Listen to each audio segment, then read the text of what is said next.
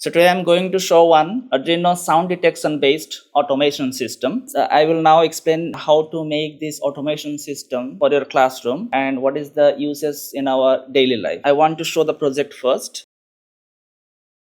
I want to demonstrate how it works. So for that I have already made this arrangement. Start. Stop. Can you see? Okay. 1 second. Start. Stop. 1 second, I want to show you. Start. Did you see the demonstration? So for this project, I want to show you, you want one motor with propeller, right? And we want one Uno board, Arduino Uno board, right? And power supply.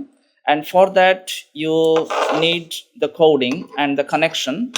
And if you want the connection, I want to share here. So here on the screen, you will find all the connection. I will show you once now. And if you want the code, you will find the code here. If you click, I have written the entire code here. So you can copy this code and you can program in this Arduino board, and you can see this type of output.